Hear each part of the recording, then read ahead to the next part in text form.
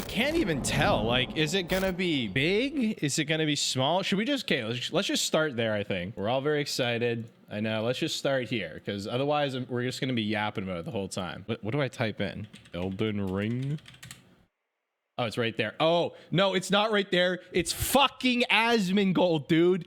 It's fucking Asmonre. God, fucking top of my damn feed, bro. Get this shit out of here, dude. Get him out of here. I didn't even know the Game Awards was happening tonight. I just got home like 10 minutes ago. Let's go, boys. I don't know if you guys saw my post, but I was like, wow, SMH, Elden Ring and FromSoft showing their telltale absurd laziness yet again, shamelessly flipping assets from Dark Souls 3. SMH, man, this company is a shell of its former self. I cannot tell for the life of me if this is big or small. Like, is this just like I'm not one for speculation, but I can't tell like if how big it is in scope, but it kind of seems like it's just one of those dark worlds, like a Metroid Prime 2 kind of situation, or like just like a Zelda game like that, right? Link Between Worlds. I find those types of mechanics where you have like a dark world of the same world, I don't usually like them. Very rarely do I find that it works well, but it kind of seems that way. So is it just like they can make it bigger because a lot of the general map layout's the same, or what? I thought he was gonna ride it, and then he just glides on it. I'm like, come on, man. But also, what would you even do if you could fly in this game, right? That's kind of insane. It does kind of seem like a world that's built for flying, but it kind of trivializes the verticality and the traversal nature, but whatever. So glide mechanic, okay. It's like Spyro. We like Spyro here. Big Spyro fanboys. Now, is that spider enemy just dead-ass reused ROM? It looks very similar, but I mean, From is always kind of like reused shit like that, right? Okay, so we have, it seems like there's so many knock-up Ashes of War. Like, what the hell's going on? PvP is in shambles right now, bros. Look at this shit. Okay, okay, first of all, what the hell's going on here? Okay, we have another Scarlet Rotsa. This guy is a bird. He's literally a bird. What the hell? Dude, and they got a Stormhawk axe? Wait, oh, is this Stormhawk shit? That's actually really cool, because I like Storm-themed invaders. Like, I have a low-level Stormveil invader named Zephyroth. Hand crossbow. Okay, let's see where this goes. I do like the new armor. That looks fucking dope. Oh my god, it's a stake driver. I didn't even realize. It's a fucking, that's not a hand crossbow. It's a fucking stake driver that explodes. What's going on over here? Oh, I thought this dude is getting like grappled, but I think he's just doing backflips and shit. This dude's just randomly over here twerking in the corner. This dude's literally flying.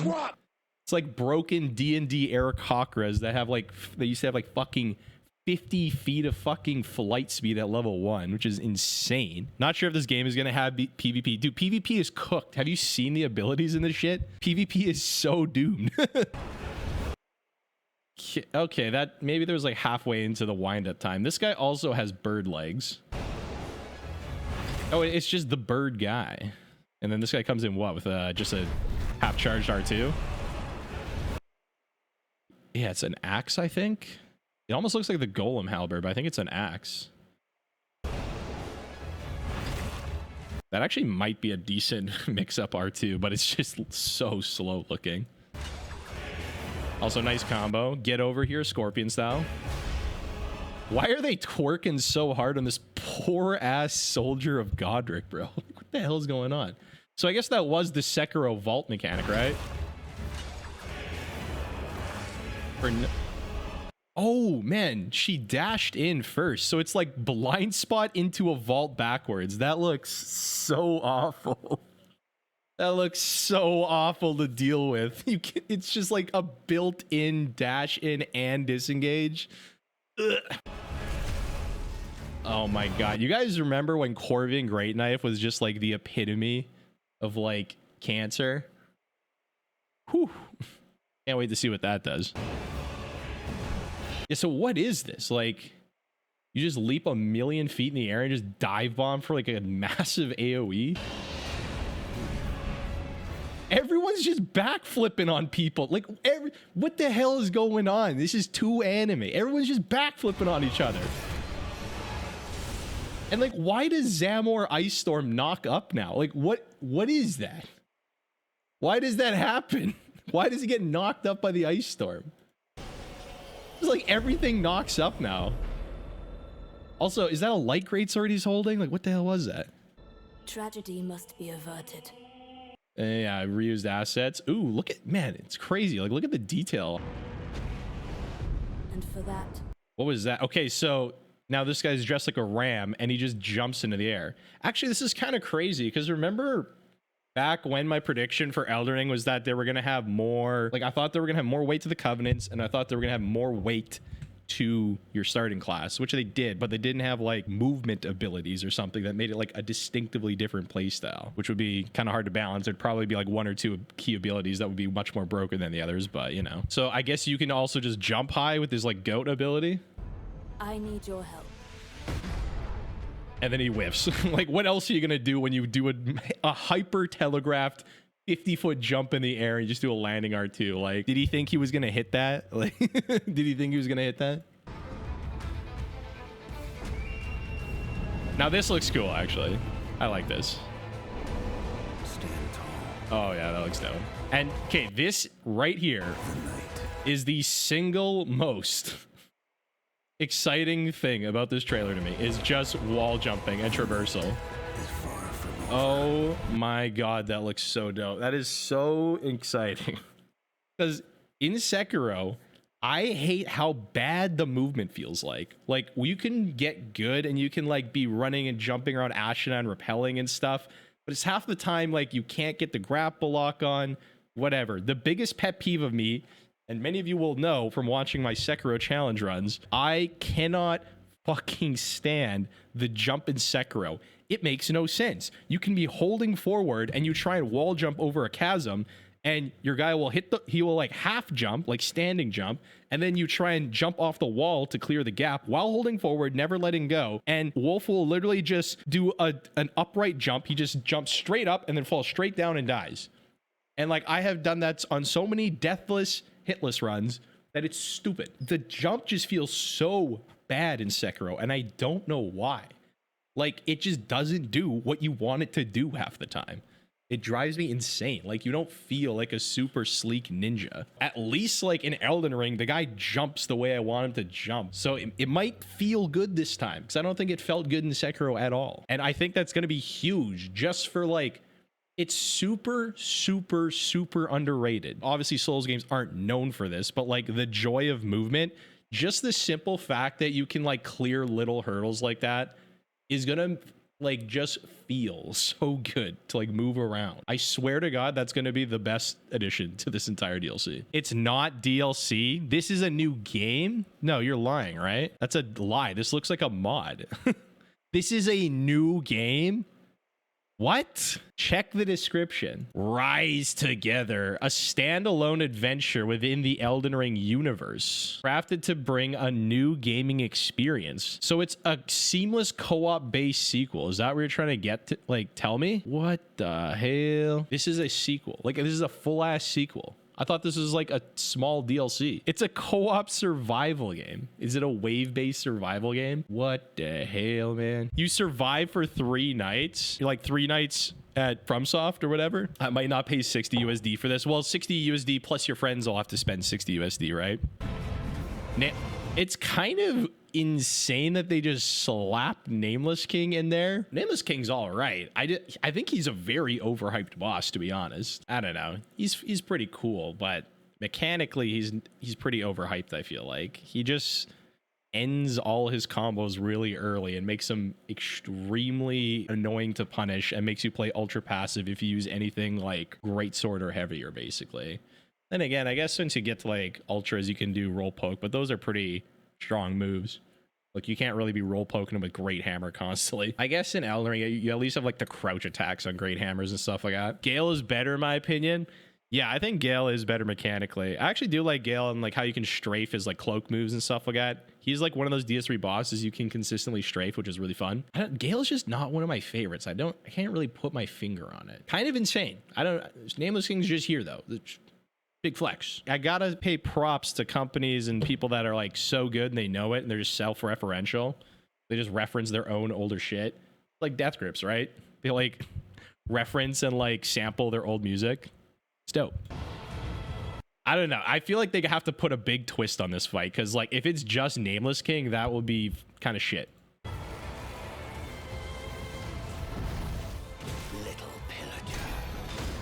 Oh, that looks, I mean, that just looks fun as hell. It just looks like a mod though. The way they have the camera like perspective tilt third person, just like make it feel like a traditional third person game. Even though it's probably gonna be like the same look that we're always used to, you know? The lands of gold. I will swat away any I have no idea what the hell that thing is. and all who dare. Now I get some aquamarine vibes from the knife work. Kind of dope. That character just like reminds me, it's just like, it seems like fan service for all the people that make like waifu characters in these games, you know? What the fuck is this, by the way? Is this like the king of basilisks or something? It has the goat eye, look, with the the rectangular pupil. Kind of funny. What the fuck is this staff? It just has a hand on it. That looks pretty sus, bro. It's kind of sus, man. What the hell is that thing? What? What the hell is that? This guy looks funny though. Lamenter 2.0. Approach. I guess I should full screen this. Okay, now this looks like on some weird, like, this looks like the Radon, like, beach, you know? Also, holy hell, like, the bit rate on this part is not Daijobu. This looks cool, especially now that I know that this is a co-op focused game. Like, this boss does look very neat. Yeah, that looks cool. Bands together and prepare to claim. Yeah, come on. Come on, that looks cool. The Night Lord is a kind of an uninspired title, but I mean, this looks kind of dope. This looks insane, actually. Like, if you're someone who does enjoy co-op in these games, this just looks kind of like a wet dream, honestly. I'm not gonna lie. I might have to learn to enjoy it, not gonna lie. Is this like the same door that's in the Radon arena? That's in like, you know, kind of looks like it actually. So that's kind of cool. So probably lore guys are going nuts right now too, because a lot of them were like, oh, where's the answers in the DLC? But even though the entire point is like ambiguity to force you to engage and think about the story for yourself, but I still think that, yeah, like a few lore guys had mentioned that there was still like a lot of like unanswered basic stuff. So maybe this will clear that up. This is pretty cool. The end of the music sounds like the Harry Potter theme. I did hear that. I was like, what the hell is this?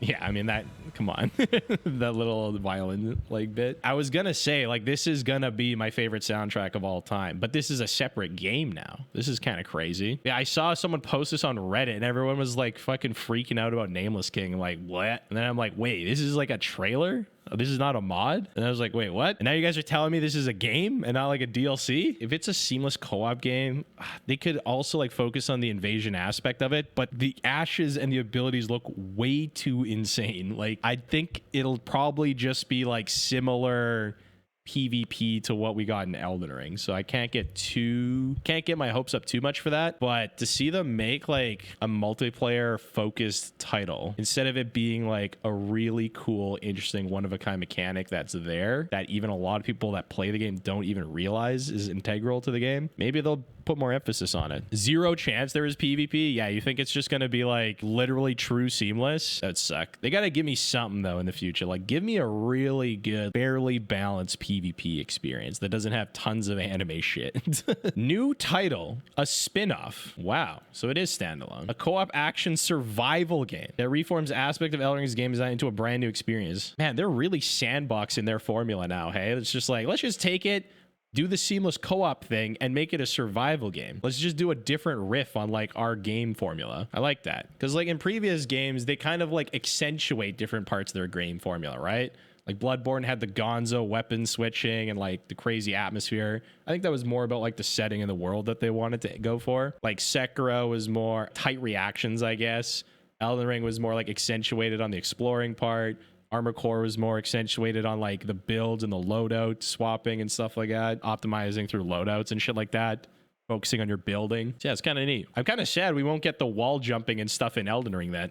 I guess it's not built to handle the player being able to like climb walls and traverse in that way, but I was hoping for a moment. I mean, if you're the type of person that likes this type of stuff, being OP, partying with friends, and like I do enjoy that kind of stuff in other things like D&D, like that kind of stuff, right? Oh, why is my shirt phasing through out of existence? What the hell? This game is being made for PS4, dude. Just cut that shit out, man. Just get rid of it.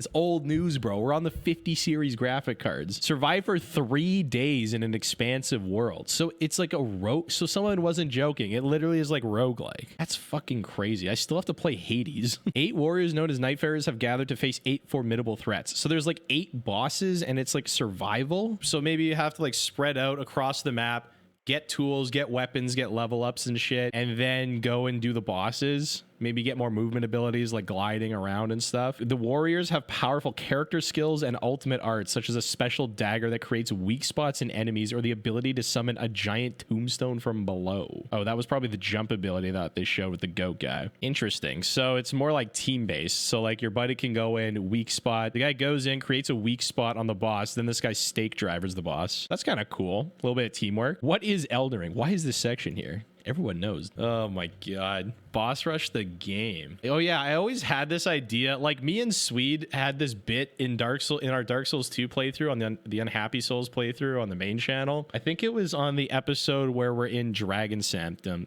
and we fought the Squalid Queen, the Queen of Smash Bros. Tourneys. And we had the bit that was like, what if they made like a battle royale PvP like Dark Souls 3? You're in the battle bus. Where are we dropping, boys? I always thought that I would love that, actually. A true just generic battle royale game, but with their PvP, where you spawn in and whatever weapon you get is what you get, and you got to fight people. If you spawn in and you get the large club, not the gray club, not the reinforced club, the large club, and you got to fight G9, so be it. I would love that, because after playing Dark Souls 3 PvP for, you know, thousands of hours, you've used all the weapons. They're all so fun and unique and interesting.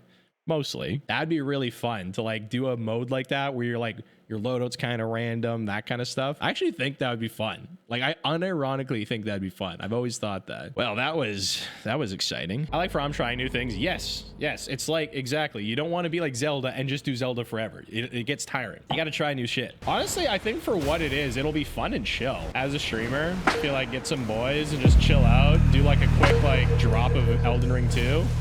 Actually sounds fun as fuck. Now the more I think about it. Me, Sweden, Chev just versus the world.